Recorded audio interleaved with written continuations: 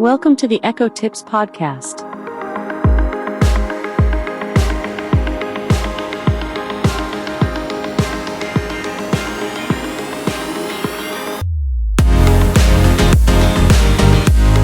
Here's a sneak peek into what we're going to cover in this week's episode of the Echo Tips podcast. That's a natural reaction after a big moment like that.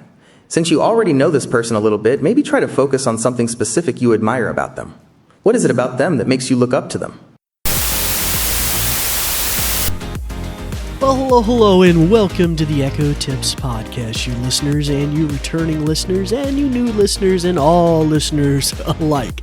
It's good to have you all with us this week, and for you new listeners, I'll give you a little rundown about what the show is all about in just a minute.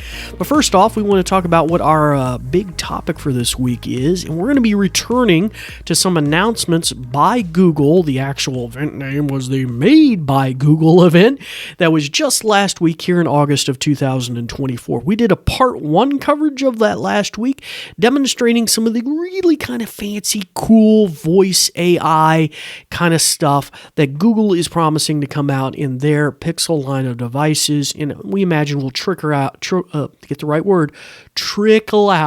into their other products as well. But there was more in that event than I wanted to cover in a single episode, namely last week's, hence part 1, and this is going to be part 2, where we're going to revisit some of the things that were mentioned at that Made by Google event that I feel is really going to inform our A-ladies going forward, our Amazon Echoes, and voice assistants as a general rule. Many of those AI things that we've talked about when I did the beta this past year in Amazon's, from Amazon's beta AI, I'll get the right phrasing there. And really the conversational nature, the diction, the free form of flow of conversation back and forth, the ability for the AI to synthesize information and kind of change on the fly. We're going to see a lot of those kind of same things here at the Google event, but maybe it even takes it a step further. And as we push forward in that arena, hopefully that will push our Amazon Echoes forward as well. So very exciting to hear some of the things, how these things all inform each other, and what may be coming just around the corner. So for you new listeners, we'd like to welcome you to the show. This is the Echo Tips podcast, where I am the host, David Ward. I'm an assistive technology instructor with the New Vision program, and I'm based here in the Blue Ridge Mountains of Southwest Virginia, where it's a hot summer. Although today is kind of unusually kind of cool. I actually got to shut off my air conditioners for a little bit. It was pretty wild. But you'll find that our show is a weekly podcast. Generally, we have new episodes come out on Wednesdays and Thursdays. That's kind of the goal.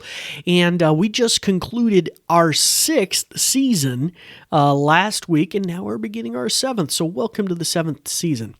But in our back catalog, you will find all sorts of things. Our shows are generally going to be nuggetized into 15 to 25-minute chunks.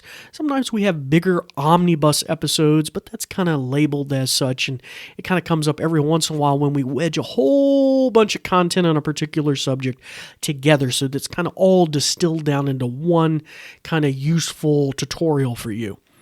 But generally, we cover how would I put it? All things A-Lady related with our Amazon Echoes. So that could be new hardware, it could be new software, it could be new skills, apps. Sometimes we revisit old ones.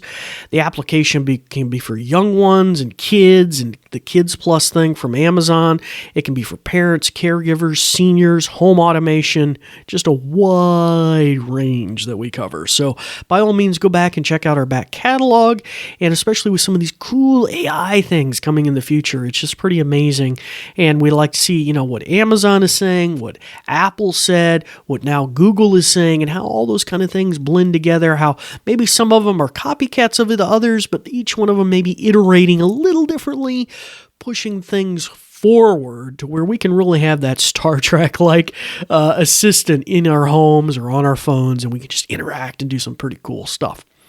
So before we delve into our content in any kind of depth today with part 2 from the Google or Made by Google event, we're going to go to a brief message about our podcast, and then we will be right back.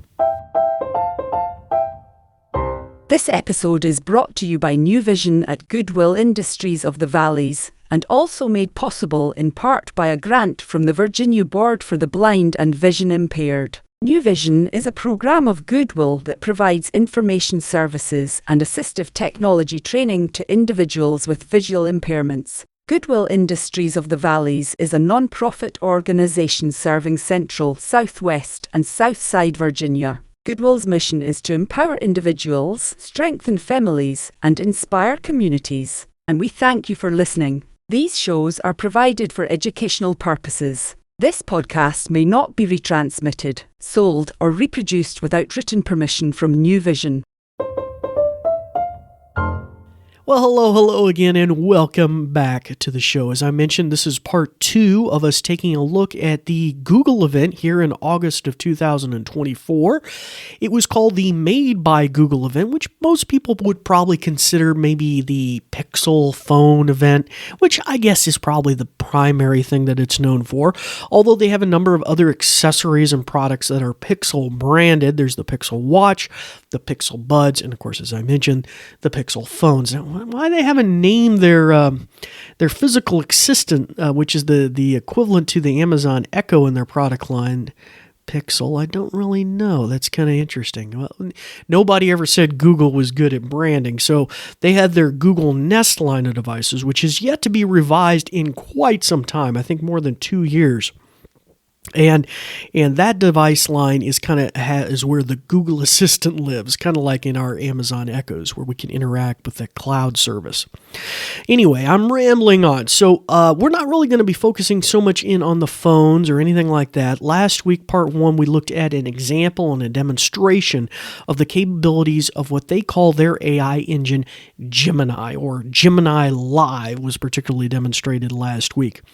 Well, later on, if you listened in the event, and I did, there was another demonstration where that same kind of Gemini feature and interactive capability was demonstrated on what was known as the Pixel Buds, or earbuds that you would stick in your ears and use via Bluetooth.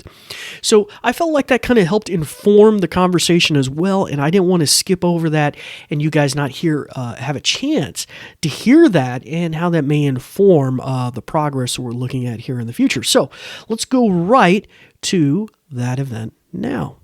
Ask for walking directions, create a YouTube music playlist for your workout, and so much more. And there are times when I might want to talk things out or have a longer conversation. With Gemini Live on my Pixel Buds Pro 2, I now have a totally new way to interact with an AI assistant. Let's demo it together. Yeah, demo. So here I have my brand new Pixel Buds Pro 2. And normally this experience is private audio in my ear, but we are going to let you hear both sides of the conversation. And remember, this is a live demo, so let's see what Gemini says. All right, here we go. I will tap and hold on my Pixel Buds Pro 2 and say, let's talk live. Hey Gemini, I'm on stage right now finishing up a presentation in front of a really important audience. How can I take in this moment? Sounds like you're in the zone. Let me get the audio fixed there. It sounds like a really big deal. There we go. Maybe try focusing on your breath. Slow, deep breaths in through your nose and out through your mouth. Notice how it feels to fill your lungs and then let it all go. Wow, that was great. Quite a unique experience. And while I was doing that, I spotted someone in the audience I really admire. How do I break the ice without being awkward? That's a natural reaction after a big moment like that. Since you already know this person a little bit, maybe try to focus on something specific you admire about them. What is it about them that makes you look up to them? Okay, so I kind of pause. We're going to skip over a little section here about his response, but that's the dialogue back and forth. Very reminiscent of Amazon's demo last year, but still pretty awesome, and we're looking forward to that kind of capability. And the voice quality is amazing again. I love that.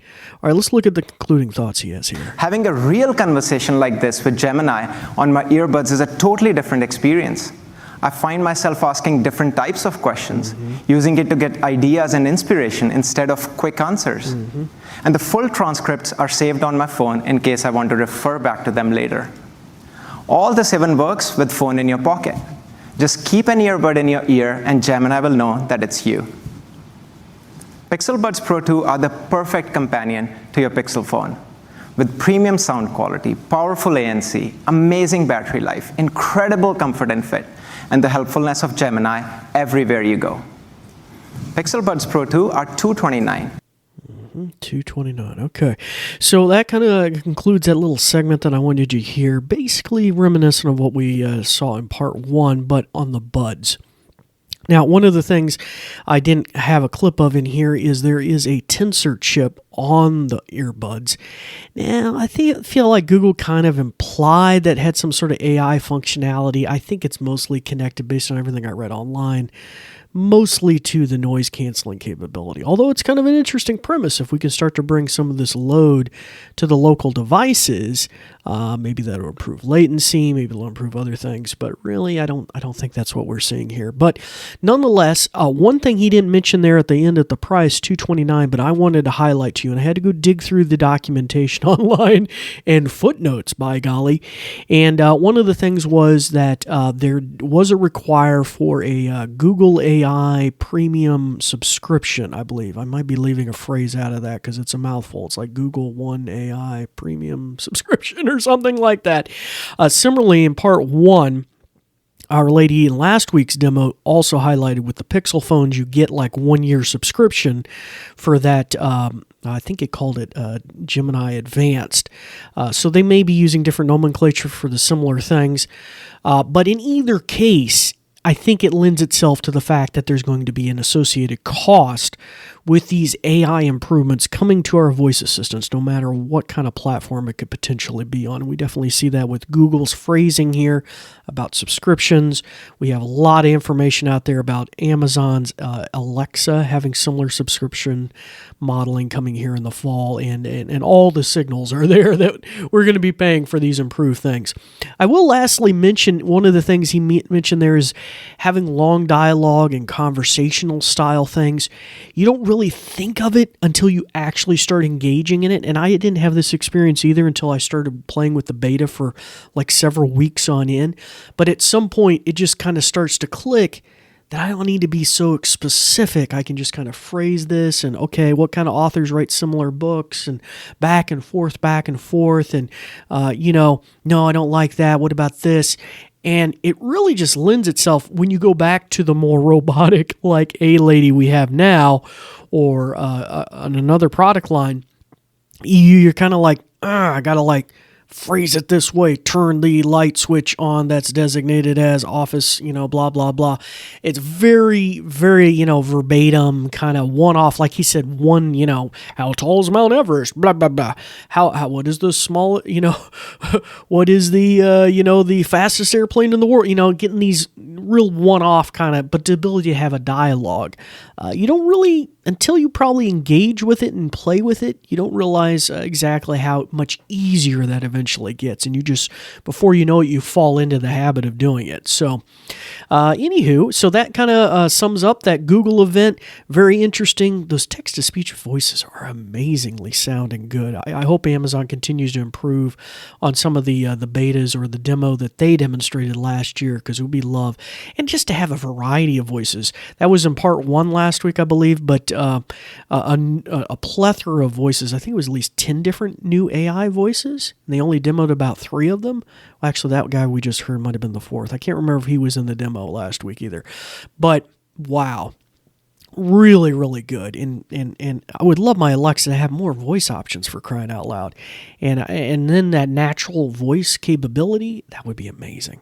But anyway, if you have any thoughts or suggestions for a future episode, we'd love to hear your feedback now here in Season 7 of the Echo Tips podcast. You can reach out to us via email at info@goodwillvalleys.com. Just put in the subject line you're trying to reach Dave of the Echo Tips podcast or the New Vision program, and that way that message will get directed to me. You can also, on social media, on Facebook or Twitter, now known as X, locate Goodwill Industries of the Valleys and, at them, and then send a message in a similar fashion, earmark it in a way that it's for the Echo Tips podcast or New Vision. After finishing up 6 seasons, I would love to hear feedback from you listeners about what you've enjoyed, or just any kind of thought or kudos, or you can put, a 5-star rating in the podcast player or a database of your choice. That really helps us, informs us that you guys are enjoying the programming and whether we mean to make any adjustments or not.